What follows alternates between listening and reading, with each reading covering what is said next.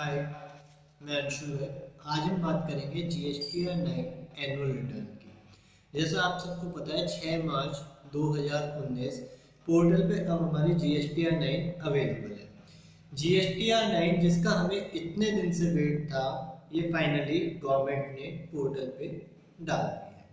मैं आपको थोड़ा सा इसका बैकएंड बताऊं। Initially notification number 39/2017 CGST tax की नोटिफिकेशन में फर्स्ट टाइम जीएसटीआर 9 का फॉर्मेट अप्रूव हुआ था, लेकिन वो फॉर्मेट 5 पेज का था जीएसटीआर 9 का। उस पे लोगों के अलग अलग रिएक्शन है। लोगों को लगा कि ये अमेंड होगा, चेंज होगा, बहुत डेप्थ में पूछ रहे हैं, इतनी डिटेल्स नहीं जानी, एक्सेट्रा एक्सेट्रा। जो कुछ भी हुआ, डिफरेंट डिफरेंट सेमिनार्स हुए, रिप्रेजेंटेशंस हुए, फाइनली सबने वेट किया। यदि हम बात करें एज पर सीजीएसटी एक्ट, तो हमारी जीएसटीआर 9 की जो ड्यू डेट होती है फाइल करने की, जो हमें एक्ट में लिखी है, वो लिखी है 31 दिसंबर। अब कैसे टेक्निकली यदि बात करें, उन्होंने कहा है ईयर क्लोज होने के बाद फॉलोइंग ईयर के 31 दिसंबर तक हमें फाइल करनी है। This is the wording basically. लेकिन वेट हुआ तो अब वैसे तो अगस्त में नोटिफाई हो गया फॉर्म जीएसटीआर 9, लेकिन पोर्टल पे नहीं आया दिसंबर तक भी। 8 दिसंबर की सुबह एक न्यूज आई कि गवर्नमेंट एक्सटेंड कर रही है डेट जीएसटीआर 9 फाइल करने की फॉर द फाइनेंशियल ईयर 17-18, जो कि अभी तक हमारी क्या थी 31 दिसंबर 2018। क्या हुआ? My first question to you, क्या गवर्नमेंट इस तरह से डेट एक्सटेंड कर सकती है? आप सबके माइंड में आएगा यस कर सकती है। मैं भी कह रहा हूँ यस ऑफ कोर्स कर सकती है, लेकिन यहाँ एक प्रॉब्लम ये है, जो डेट थी एनुअल रिटर्न की, ये हमारे एक्ट में ही लिखी है। और एक्ट कैसे अब जब हमें डेट एक्सटेंड करनी है तो यानी कहीं ना कहीं एक्ट अमेंड करना है। क्या एक्ट अमेंड करना ईजी है? या एक्ट कैसे अमेंड होता है? एक्ट अमेंड होता है पार्लियामेंट से। क्या पार्लियामेंट का लेकिन कोई सेशन था नहीं दिसंबर में रिगार्डिंग जो हमारे फाइनेंस बिल या ये सब डिस्कस करें, वो आना था फरवरी में। तो क्या गवर्नमेंट हाथ पे हाथ रख के बैठी रहती? नहीं। इसके लिए क्या किया, गवर्नमेंट के पास पावर होती है। जब भी हम किसी भी लॉ की बात करते हैं तो उसमें हमारे बहुत सारे पार्ट होते हैं। पहला एक्ट, दूसरा रूल, तीसरा नोटिफिकेशन, चौथा सर्कुलर एंड एक होते हैं ऑर्डर्स। ये ऑर्डर्स क्या होते हैं? ये स्पेशल इसी सिचुएशंस को कवर करने के लिए ऑर्डर का प्रोविजन रखा जाता है कि इन केस पार्लियामेंट सेशन में नहीं है और हमें कोई डिफिकल्टीज आ रही है और हमें उन डिफिकल्टीज में कुछ चेंजेस करने हैं, कोई नई इम्प्लीमेंटेशन करनी है या कुछ अमेंडमेंट करनी है, तो government by way of order वो नई चीज ला सकती है। तो इसी तरह से गवर्नमेंट ने ऑर्डर निकाला। इस ऑर्डर को हम बोलते हैं removal of difficulty order. Order number 1 11 दिसंबर 2018 को ऑर्डर नंबर 1 रिलीज हुआ, जिसमें क्या लिखा था। अच्छा, ऑर्डर की एक बार मैं आपको ना बॉडी बता दूं, मतलब किस तरह से वो फ्रेज होता है। ऑर्डर 3 बॉडी में होता है, जिसमें सबसे पहले लिखा होता है वो एज इट इज फ्रेज कहते हैं, जो हमारे एक्ट में लिखा होता है। मान लीजिए अब सेक्शन 44 है जैसे, उसमें हमें बताया कि रिटर्न की डेट वगैरह कब क्या कैसे, तो पहले वो एज इट इज वो लिख देते हैं कि क्या हमारा एग्जैक्टली एक्ट में लिखा है। इसके बाद वो बताते हैं डिफिकल्टी क्यों आ रही थी, फिर इस डिफिकल्टी की वजह से अब उन्होंने क्या चेंज किया, नीचे वो करते हैं। मेरे पास है अवेलेबल, मैं आपको दिखाऊंगा वो भी, कि अपना ऑर्डर एक दिखाऊंगा। तो उसमें उन्होंने उसे अमेंड किया और अमेंड करके उन्होंने उसे कर दिया 31 दिसंबर की जगह 31 मार्च 2019। कोई नहीं, स्टिल ठीक है। अब जो लोगों को लगा कि हाँ चलो फॉर्म तो आए ही नहीं है, बने भी नहीं है, तो यानी कि गवर्नमेंट को टाइम लगेगा फॉर्म्स वगैरह लाने में और गवर्नमेंट सच में चेंज करेगी, यानी कि जो कोई हम पहले जो इमेज कैरी कर रहे थे चेंजेस वाली की चेंज करेगी। ठीक है। लेटर ऑन क्या हुआ, अब तारीख आई 22 दिसंबर। 22 दिसंबर को एक जीएसटी काउंसिल मीटिंग हुई और उस जीएसटी काउंसिल मीटिंग के बाद 4-5 press release I by the evening. और उस मीटिंग में इतने सारे चेंजेस आए, बहुत सारे और बहुत काम के। उसी में एक और चेंज आया कि इस बार एनुअल रिटर्न की डेट एक्सटेंड हो गई 31 मार्च से 30 जून। माय अगेन क्वेश्चन, क्या एक्ट अमेंड हुआ होगा या फिर से कोई ऑर्डर आया होगा? बहुत क्लियर बात, फिर से एक ऑर्डर आया, ऑर्डर नंबर 3, नाम दिया गया रिमूवल ऑफ डिफिकल्टी ऑर्डर। वो भी मैं आपके साथ यहाँ डिस्कस कर लूँगा, एक बार आपको दिखा दूँगा। वहाँ वो वर्ड जो पहले 31 मार्च था उसे सब्सटीट्यूट कर दिया विद 30th जून, कोई नहीं। अभी एक ऑर्डर नंबर 2, मैंने आपको 1 भी बोला 3 भी बताया, 2 नहीं बताया। ये 2 क्या था एक्चुअली? ऑर्डर नंबर 2 भी हमारा उसी की वजह से आया है 22 दिसंबर को, जो हमारी जीएसटी काउंसिल की मीटिंग हुई है, उसमें था क्या? यदि आप सबको याद हो, एक आईटीसी को लेकर बड़ी प्रॉब्लम चल रही थी। आईटीसी कब तक ले सकते हैं, इनके सितंबर तक नहीं हो पाए तो आपको याद है ना, आईटीसी कब तक ले सकते हैं? सीजीएसटी एक्ट 2017 का सेक्शन 16 सब सेक्शन 4 कहता है आप आईटीसी ले सकते हो कब तक? In respect of any invoice और debit note pertaining to any financial year. कोई भी इनवॉइस या डेबिट नोट जो किसी भी फाइनेंशियल ईयर को बिलोंग करता है, पर्टेन करता है, उसके रेस्पेक्ट में आप आईटीसी ले सकते हो फॉर द नेक्स्ट 6 मंथ। ये मैंने आपको लिटरल बोला। टेक्निकली इसकी मैं आपसे बात करूं तो जो फॉलोइंग सितंबर मंथ होगा उसकी रिटर्न फाइल करने की जो ड्यू डेट होगी, उस ड्यू डेट तक आप आईटीसी ले सकते हैं। जैसे फॉर एग्जांपल 31 मार्च 18 क्लोज हुआ, नेक्स्ट हमारा सितंबर आया, सितंबर 18। उस सितंबर 18 में सितंबर 18 की ड्यू डेट क्या थी रिटर्न की? अब यहाँ क्वेश्चन आता है कौन से रिटर्न? बेसिकली हमारी 3 रिटर्न जाती हैं, रिटर्न 1, जीएसटीआर 2, जीएसटीआर 3 अभी नहीं है रूल में तो उसकी जगह जा रही है 3B। तो यहाँ जो हमारी ड्यू डेट से मतलब है वो है 3B से। ड्यू डेट क्या होनी चाहिए थी सितंबर की? 20 अक्टूबर। लेकिन आईटीसी के चक्कर में उन्होंने एक्सटेंड करके इसे कब का कर दिया था? इन्होंने इसे एक्सटेंड करके कर दिया था 25 अक्टूबर।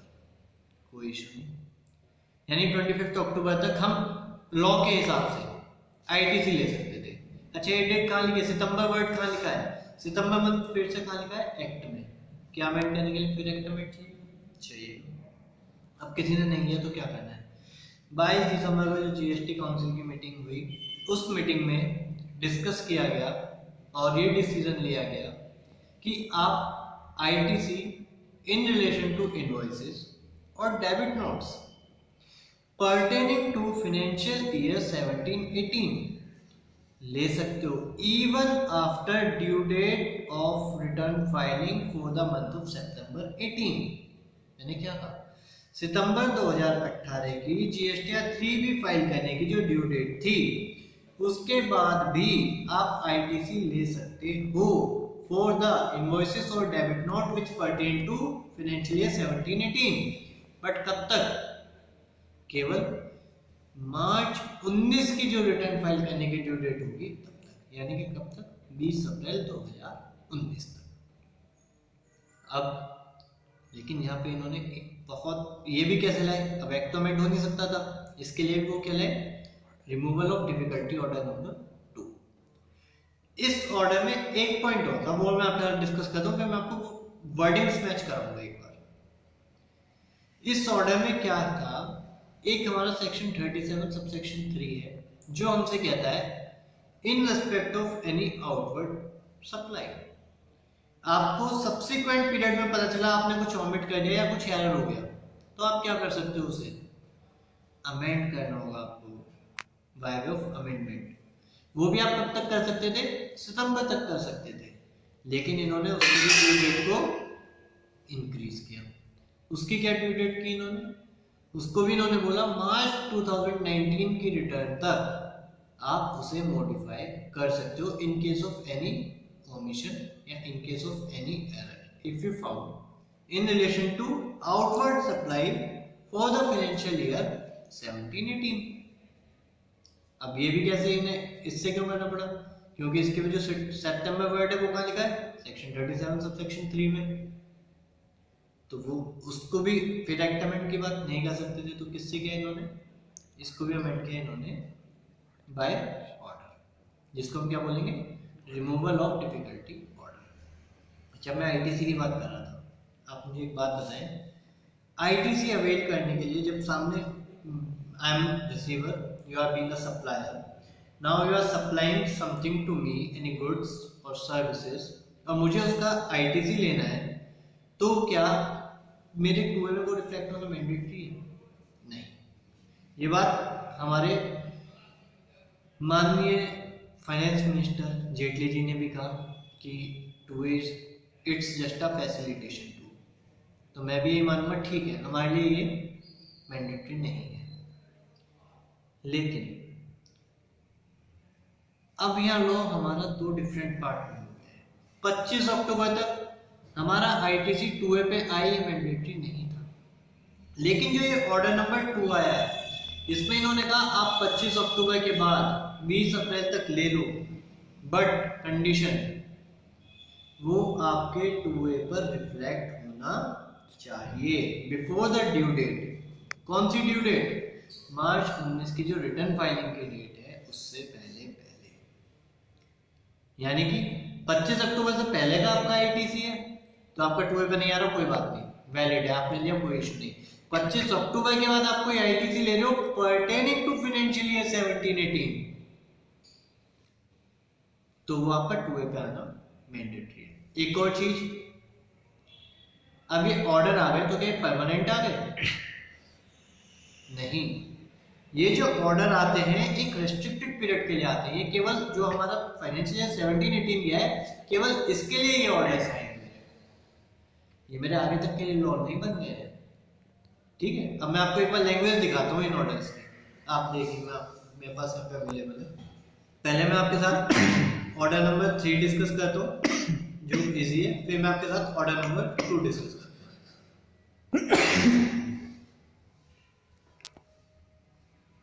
ये रहा ऑर्डर नंबर 3, यहाँ पे लिखा है, ये रहा सबसेक्शन 44, वही अपना रिटर्न वाला सेक्शन ऑफ सीजीएसटी। यहाँ पे लिखा है कि वही कोई भी person other than IGST, composite वाले और 51, 52 नॉन रेजिडेंट, इन सबको छोड़कर बाकी सबको अपनी एनुअल रिटर्न फाइल करनी थी। कब तक? 31st day of December. ये बात लिखी है एग्जैक्टली 44(1) में। इसके बाद इन्होंने कहा now thereof in exercise of power conferred of the hereby makes the following order। यहाँ पे जो ये सेकंड पैराग्राफ है इसमें इन्होंने बताया है कि डिफिकल्टीज आ रही हैं, so here are certain difficulties which have been arisen, तो इसकी वजह से ये ऑर्डर्स ला रहे हैं। तो अब इन्होंने अमेंड करके क्या कर दिया, शॉर्ट टाइटलिज्म बोलेंगे, central goods and service tax order of removal difficulty. इसके लिए इन्होंने यहाँ पे इसे लिखा explanation, the word 31st March, the figures letter and the word 30th June shall be substituted। जो मैंने आपको बताया कि 31st मार्च को बाद में उन्होंने ऑर्डर नंबर 3 से 30 जून में कन्वर्ट कर दिया, वो यहाँ से किया था। इससे पहले जो ऑर्डर नंबर बनाया था वहाँ 31st दिसंबर था, उसे उन्होंने 31st मार्च कर दिया था, बस इतना चेंज है। ठीक है, अब मैं आता हूँ आपके इंपॉर्टेंट ऑर्डर नंबर 2 पे। आप ऑर्डर नंबर 2 देखें, इसमें मैंने आपके साथ दो डिस्कस की, एक आउटवर्ड की एक इनवर्ड की, आईटीसी की, दोनों आपको दिखाता हूँ। ये लिखा सेक्शन 16 सबसेक्शन 4 सीजीएसटी एक्ट का, यहाँ लिखा है कोई भी पर्सन एंटाइटल नहीं है आईटीसी लेने के लिए इन रेस्पेक्ट ऑफ इनवॉइस या डेबिट नोट किसी भी गुड्स या सर्विस के, जो कि आप सितंबर मंथ की ड्यू डेट के बाद नहीं ले सकते। ठीक है, मतलब आप एलिजिबल नहीं है सितंबर मंथ की ड्यू डेट के बाद इन respect of any financial year.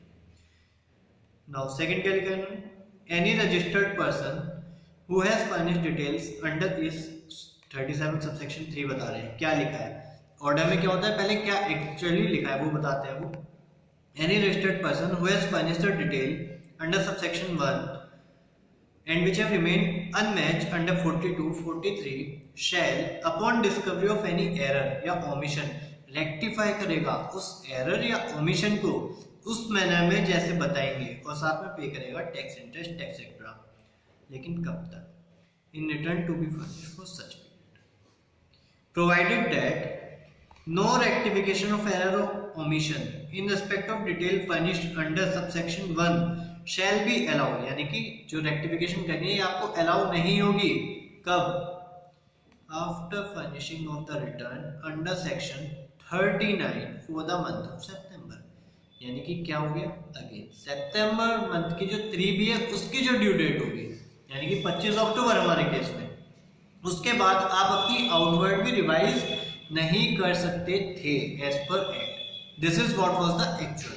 ना उन्होंने क्या किया, उन्होंने कहा फाइनेंशियल ईयर 17-18 पहला साल था इम्प्लीमेंटेशन का जीएसटी का, और स्टिल प्रोसेस में लोग अभी फैमिलियराइज हो रहे हैं नए टैक्सेशन सिस्टम से, तो इन्होंने क्या किया कुछ चेंजेस, तो इसलिए कुछ चेंजेस करने जरूरी है। तो अब इन्होंने क्या किया इस रिजल्ट की वजह से, कह रहे हैं कि कुछ लोग हैं जो आईटीसी नहीं ले पाए हैं 16(4) के तहत, कुछ लोग हैं जो 37(3) के अंदर भी अभी आउटवर्ड अपना कोई ओमिशन था एरर था लेकिन नहीं कर पाए हैं सही। तो इन्होंने कहा नाउ देयरफॉर, इसलिए अब हम सेक्शन 172 जो गवर्नमेंट को पावर देता है ऑर्डर्स वगैरह इशू करने की, कह रहे हैं 172 से पावर लेते हुए सेंट्रल गवर्नमेंट ये ऑर्डर इशू कर रहा है, जिस ऑर्डर को हम क्या बोलेंगे CGST second removal of difficulty order.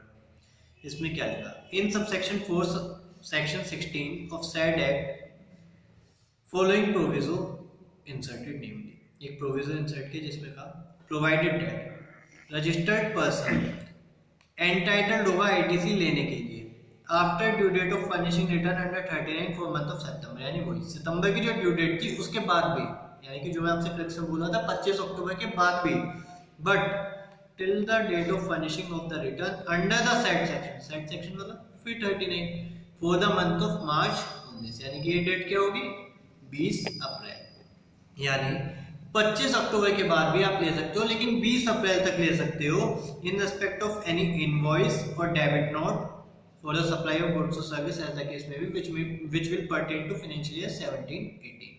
Now यहां तक रुक जाओ, इसके बाद जो इन्होंने कंडीशन लगाई, this is the main, the details of which have been uploaded by the supplier, you are the supplier. 25 अक्टूबर तक सेक्शन 16 सब सेक्शन 4 में कहीं नहीं लिखा है कि 25 अक्टूबर तक जो आपको आईटीसी लेना है उसके लिए यू बीइंग अ सप्लायर आपने जो अपना आउटवर्ड सप्लाई किया हो, अपना चढ़ाया हो पोर्टल पे, वो मेरे 2A में रिफ्लेक्ट हो रहा हो, कहीं नहीं लिखा, बट देखो यहाँ का लिखा है details of which have been uploaded by the supplier under subsection 1 of 37 till the due date for furnishing the details under subsection 1 of said section for the month of March 2019। So this is the main point। Second, ऐसे इन्होंने 37 subsection 3 में एक और provision insert किया, provided further that rectification of error or omission in respect of details furnished under subsection 1 shall be allowed after furnishing of return under section 39 for the month of September 2018। यानी सितंबर month की जो due date थी उसके बाद भी आप rectification कर सकते हैं अपनी आउटवर्ड में, लेकिन कब तक, till the due date of furnishing the details under subsection 1 for the month of March 2019 or the quarter January 19 to March 19 ऐसा केस में भी। यदि आप 1.5 करोड़ से कम है आपकी टर्नओवर तो आप क्वार्टरली ऑप्ट कर सकते हो, तो क्वार्टरली बात करेंगे, अदरवाइज मार्च 19 की रिटर्न तक की ड्यू डेट तक आप अमेंड कर सकते हैं। These were the orders। अब हमारी जो वीडियो का आज का टॉपिक था वो ये था कि हमें एनुअल रिटर्न बनानी किस डेटा से, एज पर रिटर्न बनानी है यानी कि समरी, या फिर एज पर बुक्स बनानी है। ये डाउट आया क्या, जब सबसे पहले GST 9 आया था तब उसके जो डिफरेंट पार्ट्स थे उसमें उन्होंने हेडिंग रखी थी details of outward supplies, details of advance receive and as declared in return during the financial year. मतलब जो आपने अपनी पीरियडिकल रिटर्न्स में डिक्लेयर किए हैं वो आपको एज इट इज समराइज करके अपनी एनुअल रिटर्न बनानी थी। लेकिन दिसंबर की मीटिंग के बाद 21 दिसंबर को इन्होंने GST 9 फिर से नोटिफाई किया। इतनी जल्दी इन्होंने नोटिफाई कर दिया, जब 22 दिसंबर को डेट एक्सटेंड की 30 जून तक, हमें उम्मीद थी फॉर्म चेंज होगा, ड्रास्टिकली चेंज होगा, लेकिन 8 दिन में इन्होंने क्या किया, 9 दिन में दोबारा से नोटिफाई कर दिया और हमने देखा उसमें कोई चेंज ही नहीं था, same form as it is जो पहले था। चेंजेस किए तो क्या किए, केवल हेडिंग में चेंज किए। उस हेडिंग में जो पहले था file in the return during the financial year, अब यहां से फाइल इन द रिटर्न या फिर डिक्लेयर्ड इन द रिटर्न, ये वर्ड वहां से हटा दिया। यानी अब क्या, डिटेल्स ऑफ आउटवर्ड सप्लाई या फिर details of advance receive made during the financial. अब ये वर्ड हटने का इंप्रेशन क्या गया हम सब पर इंप्रेशन गया कि पहले एज पर रिटर्न्स देना था, यानी कि समरी देनी थी रिटर्न्स की। आज क्या देना है, आज हमें एज पर बुक्स देना है, ये हमारा इम्प्रेशन है। लेकिन अंदर की जो एंट्रीज है वो तो आज भी सेम। फॉर एग्जाम्पल वहां उन्होंने पूछा है कि कोई भी सप्लाई जो आपने अमेंडमेंट के थ्रू आपने डिक्लेयर की हो बाद में। अब मैं आपसे एक बात करता हूँ, यदि मुझे अपनी annual return as per books बनानी है तो उसमें जो उन्होंने कॉलम लिखा है कि आपने अमेंडमेंट वाली टेबल के थ्रू जो सप्लाईज डिक्लेयर किए हैं वो आप बताओ, वो क्यों पूछ रहे हैं? क्योंकि एज पर बुक्स तो मेरा ऑलरेडी अमेंडेड होगा। बुक्स तो मेरी सिंपल है, बुक्स तो मैंने ऐसे नहीं बनाई कि मैंने जीएसटी आवन में पहले ये डाला फिर अमेंड करके ये डाला। बुक्स से तो मेरी टोटल फिगर आ गई, तो उसे नीचे एडिशनली ऐड क्यों करा रहे? तो ये मेरा पहला बेस पॉइंट है जो मुझे ये कहने के लिए थोड़ा सा मजबूर कर रहा है कि ये मेरी एज पर बुक्स नहीं समरी ऑफ रिटर्न्स ही बनेगी। ये मेरा पहला एक बेस है। इसके अलावा आगे चलते हैं, आईटीसी वाला पॉइंट। आईटीसी यदि हमें return annual return as per books बनवानी होती तो ये मुझे आईटीसी के लिए जीएसटीआर 3B में क्यों कहते? 22 दिसंबर को जो मेरी काउंसिल की मीटिंग हुई है उसमें इन्होंने कहा है आप जो आईटीसी लोगे वो 3B में लोगे, एनुअल रिटर्न में नहीं ले सकते। उससे पहले बहुत सारे लोग कहते हैं कि नहीं एनुअल रिटर्न में भी आईटीसी ले सकते हो। स्कूल ऑफ थॉट है, ये स्कूल ऑफ थॉट भी आ रहा था, लेकिन गवर्नमेंट ने स्पेशली बोला नहीं ले सकते आप। यदि annual return as per books बनवानी होती तो वो आपको अलाउ कर सकती थी, उसने अलाउ नहीं किया, यानी कि एज पर बुक्स तो नहीं बनेगी। अगेन जो इन्होंने आपको आउटवर्ड, ये मैंने अब आपको समझ आएगा जो मैंने ऑर्डर आपके साथ डिस्कस किया क्यों किया, ये इसीलिए किया। अब आप देखो चीजें कितनी आपको लिंक करूंगी। इन्होंने आउटवर्ड अमेंड करने की पावर दी। आउटवर्ड अमेंड करने की पावर कैसे दी हमें? जीएसटीआर 1 से आगे अमेंड करने की पावर दी। वो इन्होंने एज इट इज क्यों जीएसटीआर 9 में हमसे नहीं ले लिया?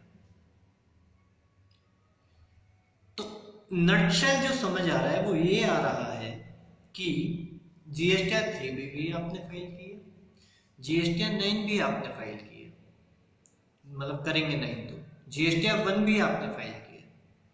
अब जीएसटीआर 3B और जीएसटीआर 1 नंबर ऑफ एसएससी हैं जिनकी ये दोनों ही आपस में मैच नहीं हो रही है। तो बेसिकली जो मुझे लगता है आज क्लियर कट थॉट लगता है गवर्नमेंट का वो ये है, यदि आपकी जीएसटीआर 3B और जीएसटीआर 1 ही सही नहीं जा रहे हैं, उन दोनों में आपस में डिफरेंस है, तो अब आप वो एक फाइनल कर लीजिए जीएसटीआर 9 में फिगर्स देंगे कि जीएसटीआर 9 में जो फिगर्स हैं वो आपकी फाइनल है, या तो 3B या तो 1 जो भी आपकी है एक उसे फाइनल कर लीजिए। क्यों? जब आप जीएसटीआर 9 के इंस्ट्रक्शन पढ़ेंगे, चाहे वो पहले नोटिफाई हुआ था चाहे वो बाद में नोटिफाई हुआ था, दोनों में उन्होंने हर पॉइंट की एक्सप्लेनेशन दी कि फिगर्स कहाँ से आती है। हर पॉइंट में उन्होंने रिटर्न्स का रेफरेंस दिया है, तो ये फर्दर बेस बनता है कि आपको जीएसटीआर 9 रिटर्न से ही भरनी है। इसके अलावा यदि आप रिटर्न से नहीं भरोगे तो बुक से भरोगे कैसे? समझ रहे? क्यों? आउटवर्ड में जब मैं अमेंड कर रहा हूं बाद में जीएसटीआर 1 के थ्रू, लेकिन बुक्स में मेरा ऑलरेडी अमेंडेड होगा, तो मैं अलग कहां से डाल सकता हूं? वो तो पॉसिबल ही नहीं होगा। और जब आप जीएसटीआर 9 के इंस्ट्रक्शन पढ़ेंगे तो वहां क्या लिखा है? जीएसटीआर 9 भरने से पहले आपकी सारी जीएसटीआर 3B और GSTR 1 pertaining to that particular year, financial year file होनी चाहिए। मीनिंग देयर में यदि सपोज कीजिए मेरी 1 और 3B पुरानी फाइल है और आज जो मैं फाइल कर रहा हूं वो 9 फाइल कर रहा हूं और मेरी अमेंडमेंट नहीं हुई थी कुछ, तो क्या मैं अपनी 9 से अपनी एडिशनल लायबिलिटी बना सकता हूं? क्या बना सकता हूं? द आंसर इज नो, नहीं बना सकता। जब तक मैं जीएसटीआर 1 अमेंड नहीं करूंगा तब तक मैं एडिशनल लायबिलिटी नहीं बना सकता जीएसटीआर 9 से। यदि आपने देखा हो, वहां पे आप देखेंगे जब रिटर्न में जाएंगे तो स्पेसिफिकली वहां उन्होंने इस बात को लिख के बोला है। और मैं एक और बात करता हूं, जीएसटीआर 9 में उन्होंने सब्सिक्वेंट पीरियड के जो भी आउटवर्ड या आईटीसी का पूछा वो आज भी अप्रैल से लेकर सितंबर तक का पूछ रहे हैं, मार्च तक का तो वो पूछ ही नहीं।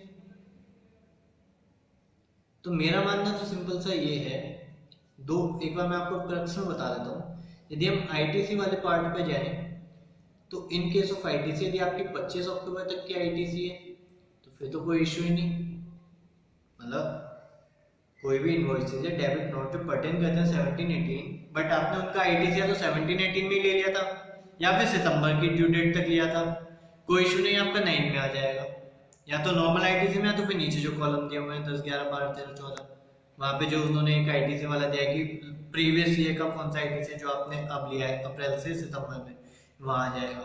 सितंबर के बाद क्या आईटीसी की बात करें वो आ ही नहीं सकता, क्यों? वो 2A में कब के रिफ्लेक्ट करेगा आपके फाइनेंशियल ईयर 18-19 के, और इन्होंने क्रेडिट लेने के लिए कंडीशन क्या लगाई है कि वो आपके सामने सप्लायर ने फाइल किया होना चाहिए और वो आपके शो हो रहा हो। तो उस केस में क्या होगा, उस केस में तो मैं आईटीसी ले नहीं सकता, तो बेसिकली वो मेरा कहाँ जाएगा 18-19 में, यानी कि जब मैं 18-19 के एनुअल रिटर्न करूंगा वो मुझे वहां रिपोर्ट करना होगा। रही बात टर्नओवर की, टर्नओवर पे भी गवर्नमेंट से क्लैरिफिकेशन आनी चाहिए, क्योंकि जीएसटी एक्ट में टर्नओवर भी जानिए, और टर्नओवर अपने आप में एक इम्पॉर्टेंट एस्पेक्ट है। हम देखेंगे सीजीएसटी एक्ट में बहुत सारे प्रोविजंस हैं जो टर्नओवर बेस्ड बने हुए हैं, तो गवर्नमेंट कोशिश करेगी कि हमारे जीएसटी एक्ट में टर्नओवर एटलीस्ट सही जाए।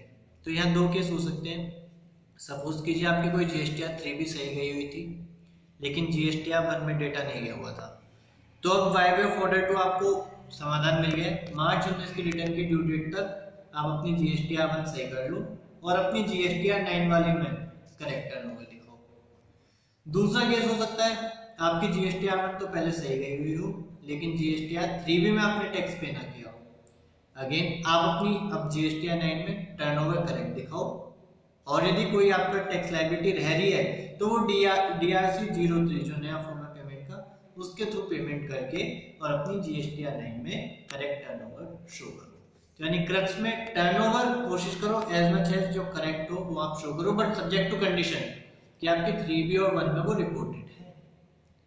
और आईटीसी के लिए सितंबर मंथ यानी 25 अक्टूबर तक लिए तो इसमें लो, अदरवाइज तो नेक्स्ट ईयर। इसके अलावा हम अभी वीडियो को छोटी ही रखते हैं, बहुत सारी चीजें हैं जो मैं थोड़ा सा फास्ट भी हुई तो हो सकता है समझ ना आई हूँ, एक और वीडियो में बनाने की कोशिश करूंगा जल्दी ही जिसमें हम जीएसटीआर 9 के एक पॉइंट वाइज सारी चीजें डिस्कस करेंगे कि इस पॉइंट में फिगर कहाँ से क्या आनी चाहिए, इसमें कहाँ से क्या आनी चाहिए। So thank you very much, please give your feedback, how can I improve